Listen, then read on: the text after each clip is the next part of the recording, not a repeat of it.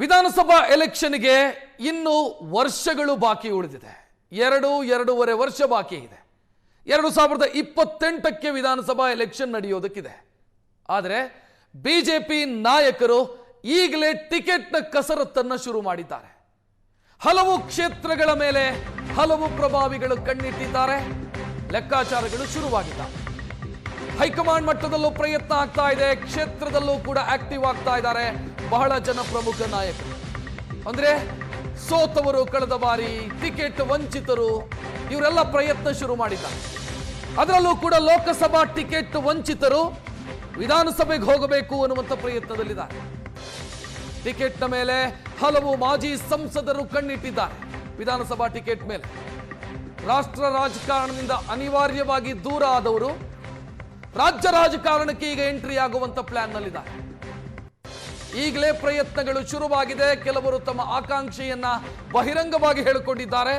ಇನ್ನು ಕೆಲವರು ಒಳಗಿಂದೊಳಗೆ ಪ್ರಯತ್ನವನ್ನು ಮಾಡ್ತಾ ಇದ್ದಾರೆ.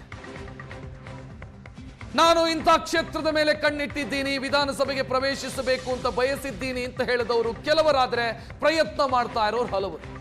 ಪಟ್ಟಿ ನೋಡ್ತಾ ಇದ್ದೀರಿ ಯಾರೆಲ್ಲ ಪ್ರಯತ್ನದಲ್ಲಿದ್ದಾರೆ. ಮೈಸೂರಿನ ಸಂಸದರಾಗಿದ್ದ ಪ್ರತಾಪ್ ಸಿಂಹ ಅವರು ವಿಧಾನಸಭೆಗೆ ಪ್ರವೇಶಿಸಬೇಕು ಅನ್ನೋ ಕಾರಣಕ್ಕಾಗಿ ಪ್ರಯತ್ನವನ್ನ ಮುಂದುವರಿಸಿದ್ದಾರೆ. ತನ್ನ ಕ್ಷೇತ್ರ ಯಾವುದು, ಆದ್ಯತೆಯ ಕ್ಷೇತ್ರ ಯಾವುದು ಅನ್ನೋದನ್ನ ಕೂಡ ಸ್ಪಷ್ಟಪಡಿಸಿದ್ದಾರೆ. ಇದನ್ನ ಬಿಟ್ರೆ ದಕ್ಷಿಣ ಕನ್ನಡ ಲೋಕಸಭಾ ಕ್ಷೇತ್ರದ ಸಂಸದರಾಗಿದ್ದಂತ ನಳಿನ್ ಕುಮಾರ್ ಕಟೀಲ್ ಅವರು ಕೂಡ ಕಳೆದ ಬಾರಿ ಟಿಕೆಟ್ ವಂಚಿತರಾಗಿದ್ದರು. ಅವರ ಬದಲು ಕ್ಯಾಪ್ಟನ್ ಬ್ರಿಜೇಶ್ ಚೌಟಾ ಅವರಿಗೆ ಟಿಕೆಟ್ ಸಿಕ್ಕಿತ್ತು. ನಳಿನ್ ಕುಮಾರ್ ಕಟೀಲ್ ಅಧ್ಯಕ್ಷರಾಗಿದ್ದವರು ಕೂಡ ಸದ್ಯ ಅವರು ಕೂಡ ರಾಜ್ಯ ರಾಜಕಾರಣ ಪ್ರವೇಶಿಸಬಹುದು ಅನ್ನೋದರ ಬಗ್ಗೆ ಚರ್ಚೆ ನಡೀತಾ ಇದೆ. ಇದನ್ನ ಬಿಟ್ಟರೆ ಮುನಿಸ್ವಾಮಿ ಕೋಲಾರ ಲೋಕಸಭಾ ಕ್ಷೇತ್ರದ ಸಂಸದರಾಗಿದ್ದವರು ಮೈತ್ರಿಯ ಕಾರಣಕ್ಕಾಗಿ ತಮ್ಮ ಸಂಸದ ಸ್ಥಾನವನ್ನು ಬಿಟ್ಟುಕೊಡಬೇಕಾಯಿತು ಅಥವಾ ಟಿಕೆಟ್ ಬಿಟ್ಟುಕೊಡಬೇಕಾಯಿತು. ಅವರು ಕೂಡ ಪ್ರಯತ್ನದಲ್ಲಿದ್ದಾರೆ. ಇದನ್ನ ಬಿಟ್ಟರೆ ಉತ್ತರ ಕನ್ನಡ ಲೋಕಸಭಾ ಕ್ಷೇತ್ರವನ್ನ 6 ಬಾರಿ ಪ್ರತಿನಿಧಿಸಿದವರು, ಕೇಂದ್ರ ಸಚಿವರಾಗಿದ್ದವರು ಅನಂತ್ ಕುಮಾರ್ ಹೆಗಡೆ. ಕಳೆದ ಬಾರಿ ಅವರಿಗೂ ಕೂಡ ಟಿಕೆಟ್ ತಪ್ಪಿತ್ತು. ಅವರು ಕೂಡ ರಾಜ್ಯ ರಾಜಕಾರಣ ಪ್ರವೇಶಿಸಬಹುದು ಅನ್ನೋದರ ಬಗ್ಗೆ ಚರ್ಚೆಗಳು ನಡೀತಾ ಇದೆ. ಇದನ್ನ ಬಿಟ್ಟರೆ ಮಂಡ್ಯದ ಸಂಸದರಾಗಿದ್ದಂಥ ಸುಮಲತಾ ಅಂಬರೀಶ್ ಪಕ್ಷೇತರ ಸಂಸದರಾಗಿದ್ದವರು, ಆದರೆ ನಂತರ ಅವರು ಬಿಜೆಪಿಯ ಜೊತೆಗೆ ಗುರುತಿಸಿಕೊಂಡರು. ಮೈತ್ರಿಯ ಕಾರಣಕ್ಕಾಗಿ ಸುಮಲತಾ ಅಂಬರೀಶ್ ಅವರಿಗೂ ಕೂಡ ಟಿಕೆಟ್ ಮಿಸ್ ಆಗಿತ್ತು. ಟಿಕೆಟ್ ಕುಮಾರಸ್ವಾಮಿ ಅವರ ಪಾಲಾಗಿತ್ತು. ಸದ್ಯ ಸುಮಲತಾ ಅಂಬರೀಶ್ ಅವರು ಕೂಡ ರಾಜ್ಯ ರಾಜಕಾರಣಕ್ಕೆ ಬರುವಂತ ಪ್ರಯತ್ನದಲ್ಲಿದ್ದಾರೆ ಅನ್ನುವಂಥ ಚರ್ಚೆಗಳು ನಡೀತಾ ಇದೆ. ಹೆಚ್ಚಿನ ಡೀಟೇಲ್ ನೀಡೋದಕ್ಕೆ ನಮ್ಮ ಪ್ರತಿನಿಧಿ ರವಿ ಶಿವರಾಮ್ ನೇರ ಸಂಪರ್ಕದಲ್ಲಿ. ರವಿ ಶಿವರಾಮ್, ಪಟ್ಟಿ ಗಮನಿಸ್ತಾ ಇದ್ದೆ. ಆ ಪಟ್ಟಿಯನ್ನು ನೋಡ್ತಾ ಇದ್ರೆ ಒಬ್ಬರು ಕೇಂದ್ರ ಸಚಿವರಾಗಿದ್ದವರು, 6 ಬಾರಿ ಸಂಸದರಾಗಿದ್ದವರು, ಇನ್ನೊಬ್ಬರು ಅಧ್ಯಕ್ಷರಾಗಿದ್ದವರು, 3 ಬಾರಿ ಸಂಸದರಾಗಿದ್ದವರು, ಇನ್ನು ರಾಜ್ಯ ರಾಜಕಾರಣದಲ್ಲಿ ತಮ್ಮದೇ ಆದಂಥ ಪ್ರಾಮುಖ್ಯತೆಯನ್ನು ಪಡೆದವರು ಇದ್ದಾರೆ ಈ ಪಟ್ಟಿಯಲ್ಲಿ. ಒಂದು ವೇಳೆ ಇವರು ಟಿಕೆಟ್ ಕೇಳಿದರೆ ನಿರಾಕರಿಸುವಂತ ಸಾಧ್ಯತೆಗಳು ಇರುತ್ತಾ ಹೈಕಮಾಂಡ್ನಲ್ಲಿ?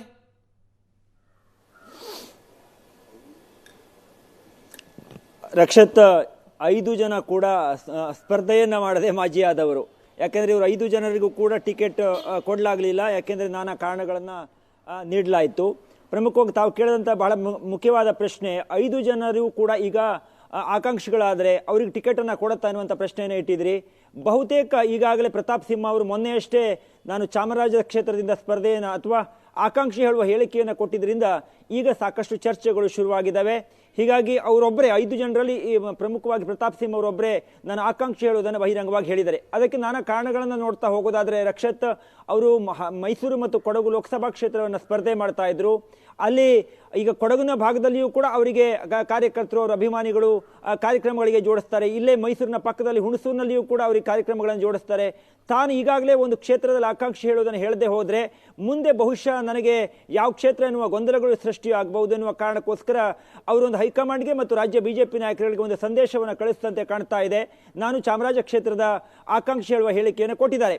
ಅದನ್ನು ರಾಜ್ಯ ಬಿಜೆಪಿ ನಾಯಕರು ಹೇಗೆ ತೆಗೆದುಕೊಳ್ತಾರೆ ಮತ್ತು ಕೇಂದ್ರ ನಾಯಕರು ಅದನ್ನು ಯಾವ ರೀತಿ ನೋಡ್ತಾರೆ ಹೇಳೋದು ಬಹಳ ಮುಖ್ಯ. ಯಾಕೆಂದರೆ ಕಳೆದ 2 ಲೋಕಸಭಾ ಚುನಾವಣೆ ಸಂದರ್ಭದಲ್ಲಿ ಅವರು ಮೈಸೂರು ಕೊಡಗಿನಿಂದ ಸ್ಪರ್ಧೆಯನ್ನು ಮಾಡಿ ಗೆಲುವನ್ನು ಕಂಡಿದ್ರು. ಆದರೆ ಈ ಬಾರಿ ಒಡೆಯರಿಗೆ ಟಿಕೆಟನ್ನು ಕೊಡುವ ಕಾರಣಕ್ಕೋಸ್ಕರ ಅವರು ಟಿಕೆಟ್ ವಂಚಿತರಾಗಿದ್ದರು. ಅವರಿಗೆ ಟಿಕೆಟ್ ಮಿಸ್ ಆಗಿದ್ದು ರಾಜ್ಯ ಬಿಜೆಪಿಯಲ್ಲಿ ಬೇರೆ ಬೇರೆಯ ಆಯಾಮಗಳಲ್ಲಿ ಚರ್ಚೆಗಳಾದವು. ಅವರಿಗೆ ಟಿಕೆಟನ್ನು ತಪ್ಪಿಸಲಾಯಿತು ಹೇಳುವಂಥ ಚರ್ಚೆಗಳಾದರೆ ಇನ್ನು ಕೆಲವರು ಬೇರೆ ಬೇರೆ ನಾಯಕರುಗಳ ಹೆಸರುಗಳನ್ನು ಹೇಳಿ ರಾಜ್ಯ ಬಿಜೆಪಿಯಲ್ಲಿ ಒಂದು ರೀತಿ ಗೊಂದಲದ ವಾತಾವರಣ ಸೃಷ್ಟಿಯಾಗಿತ್ತು. ಆದರೆ ಪ್ರತಾಪ್ ಸಿಂಹ ಎಲ್ಲಿಯೂ ಕೂಡ ಪಾರ್ಟಿಯ ವಿಚಾರಗಳಿಗೆ ವಿರುದ್ಧವಾಗಿ, ತನ್ನ ನಿಲುವುಗಳಿಗೆ ವಿರುದ್ಧವಾಗಿ ಹೋಗದೆ ಪಾರ್ಟಿಯ ಕಾರ್ಯಕ್ರಮದಲ್ಲಿ ಭಾಗಿಯಾಗ್ತಾ ಇದ್ದಾರೆ.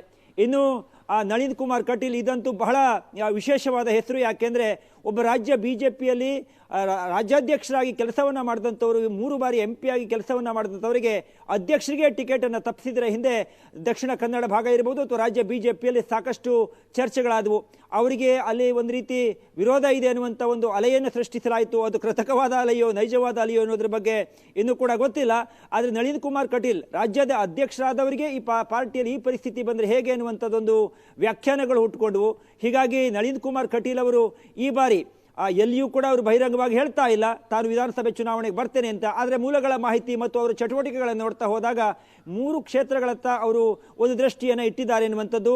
ಪ್ರಮುಖವಾಗಿ ಅದು ಮೂಡುಬಿದಿರೆ ಇರಬಹುದು, ಅದೇ ರೀತಿಯ ಹಾಲಿ ಶಾಸಕರಾಗಿರುವಂಥ ಬಂಟ್ವಾಳದ ರಾಜೇಶ್ ನಾಯ್ಕ ಅವರ ಕ್ಷೇತ್ರ ಇರಬಹುದು, ಪುತ್ತೂರು ಇರಬಹುದು. ಈ 3 ಕ್ಷೇತ್ರಗಳಲ್ಲಿ ತಾನು ಯಾವ ಕ್ಷೇತ್ರದಿಂದ ಸ್ಪರ್ಧೆಯನ್ನು ಮಾಡಿದ್ರು ಒಳಿತು ಎನ್ನುವುದನ್ನು ಅವರ ಆಪ್ತ ವಲಯದಲ್ಲಿ, ಅವರ ಆಪ್ತ ಬಳಗದಲ್ಲಿ ಚರ್ಚೆಯನ್ನು ಕೂಡ ಮಾಡಿದ್ದಾರೆ ಎನ್ನುವಂಥ ಮಾಹಿತಿಗಳು ಬರ್ತಾ ಇದ್ದಾವೆ.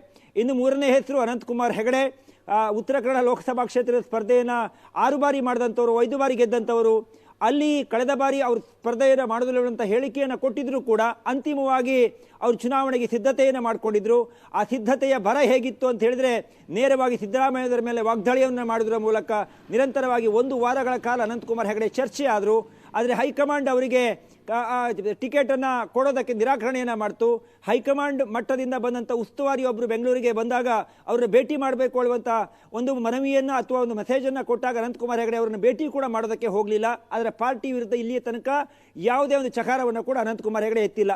ಅನಂತಕುಮಾರ್ ಹೆಗಡೆ, ಪ್ರತಾಪ್ ಸಿಂಹ ಮತ್ತು ನಳಿನ್ ಕುಮಾರ್ ಕಟೀಲ್ ಬಿಜೆಪಿ ಕಾರ್ಯಕರ್ತರಿರಬಹುದು ಅಥವಾ ಹಿಂದುತ್ವವಾದಿಗಳಿಗಿರಬಹುದು, ಅವರು ಕಟ್ಟರ್ ಹಿಂದುತ್ವವಾದಿ ಹೇಳುವಂತೆ ಗುರುತಿಸಿಕೊಂಡಂಥವರು. ಈ 3 ಹೆಸರುಗಳು ಕೂಡ ಮತ್ತೆ ರಾಜಕಾರಣಕ್ಕೆ ಬರಬೇಕು ಅನ್ನುವಂಥ ಒಂದು ಚರ್ಚೆಯನ್ನು ಅವರ ಆಪ್ತವಲಯ ಇರಬಹುದು, ಅವರ ಅಭಿಮಾನಿಗಳಿರಬಹುದು, ಹಿಂದುತ್ವವನ್ನು ಬಹಳ ಪ್ರಖರವಾಗಿ ಪ್ರಕಟಿಸುವಂಥ ಅನೇಕ ಮಂದಿ ಅದನ್ನು ಅಪೇಕ್ಷೆ ಪಡ್ತಾ ಇದ್ದಾರೆ. ಆದರೆ ಹೈಕಮಾಂಡ್ ಈ 3 ಪ್ರಮುಖ ನಾಯಕರುಗಳನ್ನು ರಾಜಕಾರಣಕ್ಕೆ ತಗೊಬರ್ತಾರ ಹೇಳುವಂಥದ್ದು ಪ್ರಶ್ನೆ.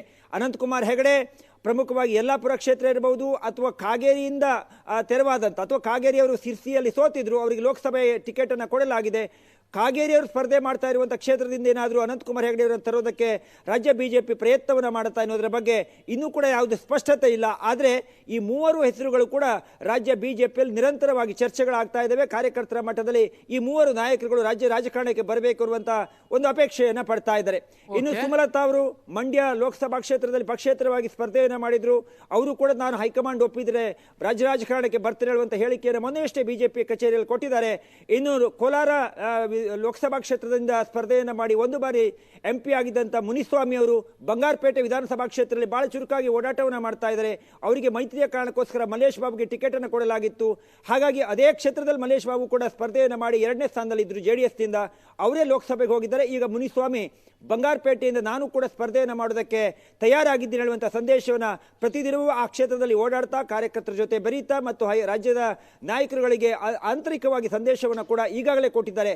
ಈ 5 ಹೆಸರುಗಳು ಪ್ರಮುಖವಾಗಿ ಇವರು ರಾಜಕಾರಣಕ್ಕೆ ಬರ್ತಾರೆ ಅನ್ನೋದರ ಬಗ್ಗೆ ಸಾಕಷ್ಟು ಚರ್ಚೆಗಳಾಗ್ತಾ ಇದ್ದಾವೆ. ಅಂತಿಮವಾಗಿ ಈ ತೀರ್ಮಾನವನ್ನು ರಾಜ್ಯ ಬಿಜೆಪಿ ನಾಯಕರು ಮತ್ತು ಹೈಕಮಾಂಡ್ ತೆಗೆದುಕೊಳ್ಬೇಕಾಗತ್ತೆ. ಆದರೆ ಒಂದಿಷ್ಟು ಹಿರಿಯ ನಾಯಕರುಗಳಿಗೆ ಮತ್ತು ಸಂಘ ಪರಿವಾರದವರಿಗೆ ಕೆಲವೊಂದಿಷ್ಟು ನಾಯಕರುಗಳನ್ನು ರಾಜ್ಯ ಬಿಜೆಪಿಯಿಂದ ರಾಜಕಾರಣಕ್ಕೆ ತರಬೇಕು ಅನ್ನುವಂಥ ಒಂದು ಅಪೇಕ್ಷೆ ಕೂಡ ಇದೆ ಅನ್ನುವಂಥ ಮಾಹಿತಿಗಳು ಮೂಲಗಳಿಂದ ಗೊತ್ತಾಗ್ತಾ ಇದ್ದಾವೆ.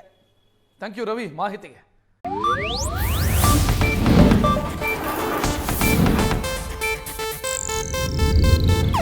ಇದು ಏಷ್ಯಾನೆಟ್ ನ್ಯೂಸ್ ನೆಟ್ವರ್ಕ್ ಪ್ರಸ್ತುತಿ.